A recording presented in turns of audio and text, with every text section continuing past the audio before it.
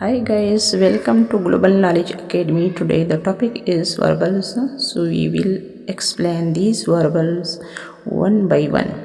If you like, then subscribe the channel and share with others. Thanks. The infinitive, meaning masdar.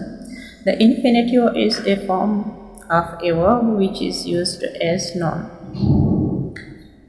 Infinitive को verb known भी कहा जाता है क्योंकि ये वर्ब से बनाया जाता है, इसलिए ये कदरे वर्ब और कदरे नोन होते हैं, यानी थोड़ा इसम और थोड़ा वर्ब यानी फेल होता है।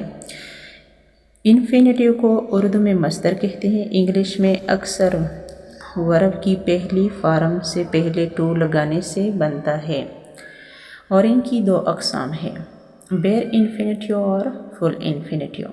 बेयर इन्फिनेटिव यानी इन्फिनेटिव की पहली किस्म जो है ये अमूमन मॉडल वर्ब्स और एक्सिलरी वर्ब्स के बाद आते हैं और इनसे पहले टू इस्तेमाल नहीं होता, यानी मॉडल वर्ब्स जो है शेल, विल, में, मस्ट वगैरह अगर याद हो ये है, इनके बाद अमूमन ये इस्तेमाल होता है, अमूमन आता है।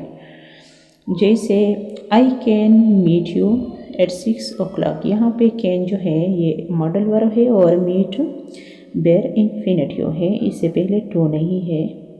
इसी तरह you must get up earlier in the morning, यहाँ पे मस्ट मॉडल वर्ब है जो कि गेट अप जो है ये बेयर इन्फिनेटिव है जो कि मॉडल वर्ब के बाद आया है और इनसे पहले टू नहीं आता।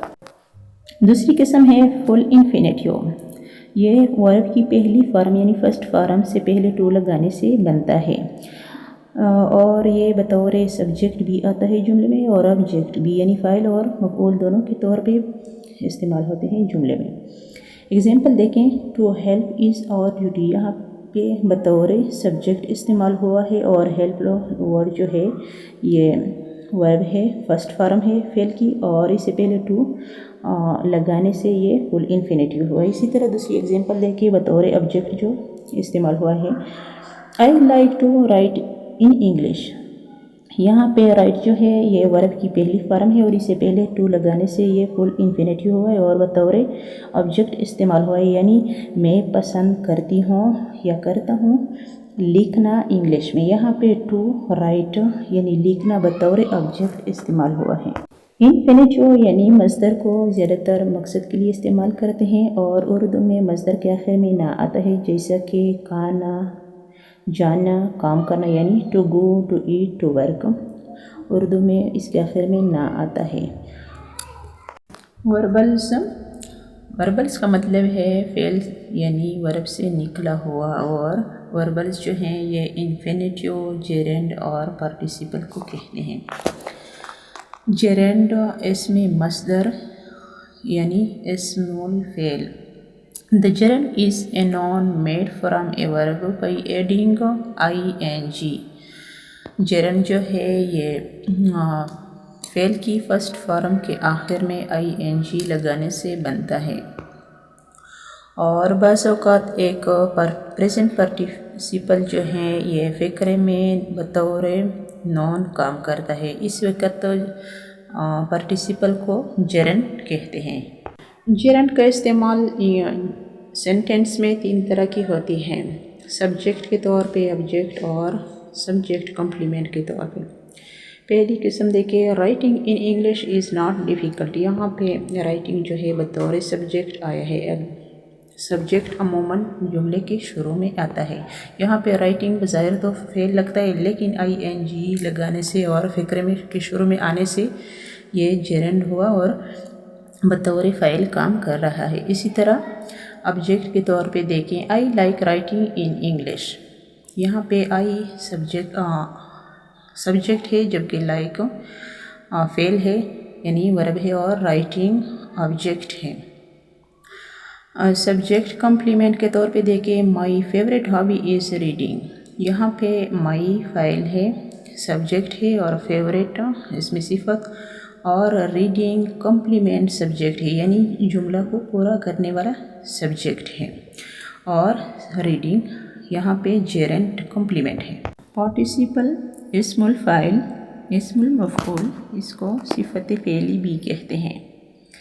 Participle is a verb form that can be used as an adjective.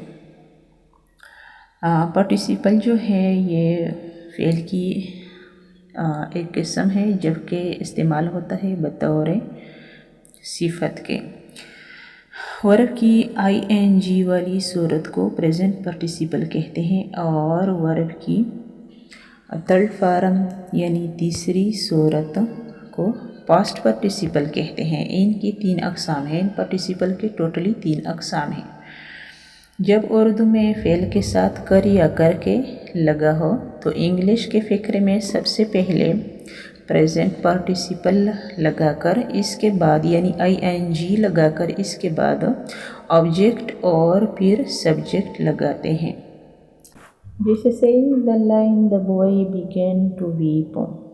شعر کو دیکھ کر لڑکے نے رونا شروع کر دیا. پوائنٹ کو نوٹ کریں. جب بھی اردو میں فعل کے ساتھ کر یا کر کے لگا ہو تو انگلش کے فقرے میں سب سے پہلے ہم پریزنٹ پارٹیسپل کو لائیں گے. جیسے یہاں پہ سینگ ہے اور اس کے بعد مفعول کو لائیں گے یعنی آبجیکٹ کو. جیسے کہ یہاں پہ لائن ہے اور اس کے بعد فاعل یعنی سبجیکٹ کو لائیں گے جیسے یہاں پہ بوائے ہیں.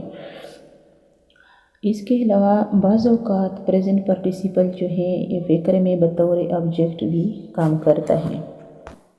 پارٹیسپل کی دوسری قسم ہے پاسٹ پارٹیسپل جو کہ ورب کی تھرڈ فارم ہوتا ہے اور اینڈ ہوتا ہے ed t اور en کے ساتھ اور فقرے میں بطور ایڈجیکٹیو یعنی اسم صفت کام کرتا ہے. جیسے the book written by Ahmad is very interesting. یہاں پہ ریٹن جو ہے ورب کی تھرڈ فارم ہے اور بطور ایڈجیکٹیو کام کرتا ہے فقرے میں. اس کے علاوہ پارٹیسپل کی ایک اور قسم بھی ہے جسے پرفیکٹ پارٹیسپل کہتے ہیں. یہ کسی فعل کی تھرڈ فارم سے پہلے ہیونگ یا ہیونگ بین لگانے سے بنتا ہے. جیسے you have been written a letter. یہاں پہ ریٹن جو ہے پرفیکٹ پارٹیسپل ہے جو کہ ہیو بین کے بعد یوز ہوا ہے.